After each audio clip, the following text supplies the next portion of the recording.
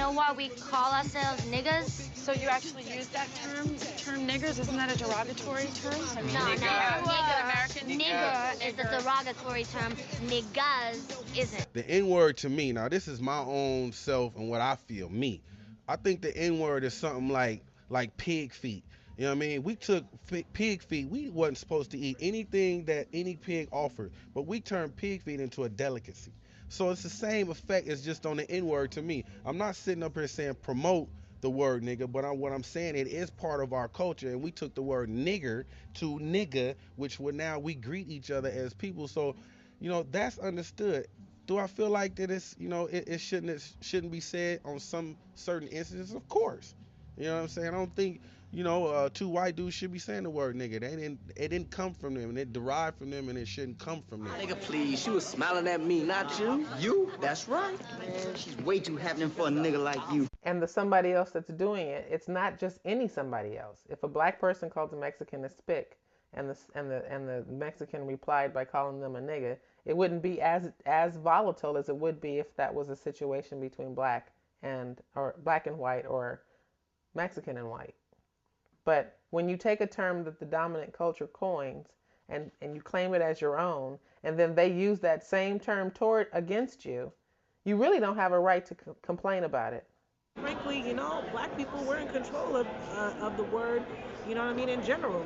Perhaps we shouldn't even be using it at all, so that it doesn't seem like other people can use it, other races can use it. So, but white people, come on, man. Like, that's not the business right there. So I'm totally against it. I totally think that's wrong. And if whatever needs to be happen to them justly and fairly needs to happen, period. We took something that was said to us and turned it into a hello. You know what I mean? It's like a foreign language. It's a lot of things that we do that we take in, of into a negative, into a positive. And that was one of those things, the word nigga. So will I continue to keep saying what up, my nigga? Of course. So all the niggas out there, be niggas and be good niggas. Does it add to racism? Does it in fact demean? Does it in fact disgrace? Does it in fact begin to castigate and limit people's options and abilities or even self-image? And I think that's sometimes the thing. Words hurt, but I think sometimes it is the impact of those words that we tend to gloss over and not understand that many of these words are part of institutional racism, and some that are created by blacks themselves. Niggas ain't acting like colored people. Mama, what am I? What are you? What do you mean, baby? A boy at school said I wasn't colored. Don't you pay no attention to that. You are too colored. Well, why are most colored people darker than me? Baby, that's because you're light-skinned colored. Light-skinned colored? Yes, baby. Now go outside and play so Mama can finish cooking. Yay! I'm colored! As a black community, first of all, one of my teachers taught me this when I was a student advocate. We're sick. We're schizophrenic by nature because we live in two worlds. Our world, black world, and we live in the white society. So we're schizophrenic by nature. And until we admit that to ourselves, hey girl, we on TV, hi. Until we admit that to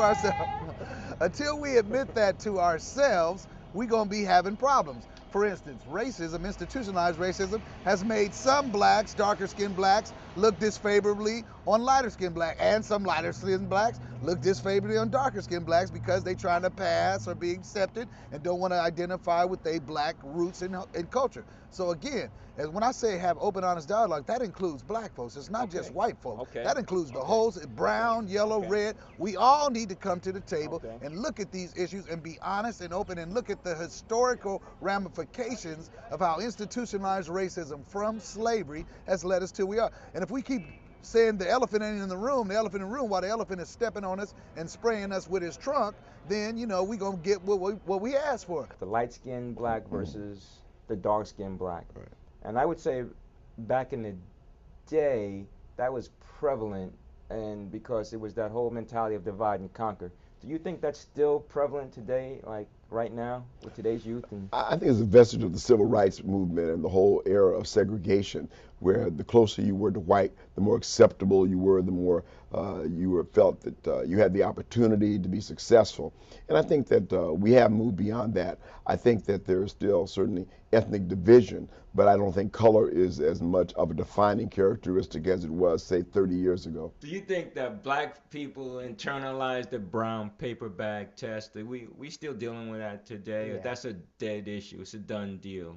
I don't think it's ever going to be a done deal until we can look in the mirror, no matter what color we are, no matter what our features look like, and still find beauty. Until we can do that, it's going to always be an issue.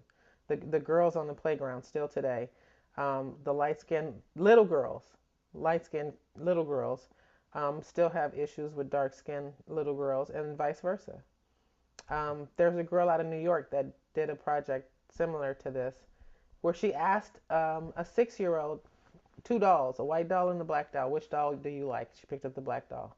And they went through a series of questions, and then she asked her, which doll looks more like you? And she reached for the white doll, but she had to take the black doll. And when she picked that doll up, she slid it across the table like it was the most horrific thing she'd ever had to experience in her life.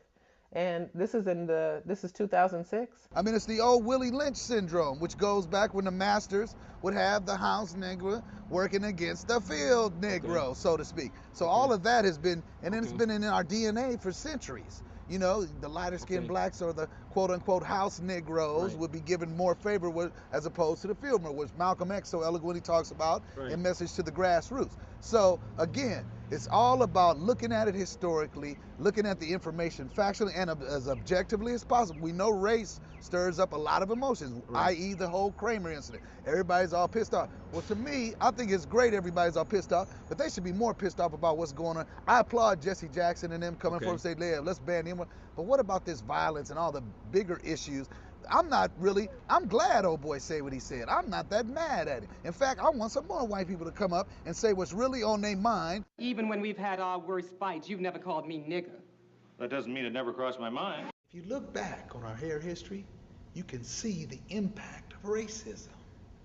I just don't believe it's fair to judge someone by saying they have good hair. We're all color struck with racism, all of us. Black folk, racism had us bleaching our skin and frying our hair. Darker skinned blacks and lighter skinned blacks for years have been freed. You heard terms like good hair and all that. What do you feel about all that? Good hair. This is real hair, okay? I'm locked up. I'm gonna stay locked up. As long as they got my brothers locked up, no I'm perm, staying no locked chemicals up. or anything. Do you think when people do fry their hair and all that, is that a way of saying they don't like their natural black hair? Yep. Yes, they're insecure about who they are. And we can also call each other's brothers and sisters to greet each other instead of niggers and nigger and, you know, there's other positive That's a ways good to point. greet each other. That's a good point. Lacey, can we all just get along? Yes, ma'am. Just like Rodney King. Don't wait to get your ass kicked to say, let's all get along. They whooped their ass and then he said, let's all get along. Live here at City Center. Stay tuned. We got more coming up. Don't go nowhere.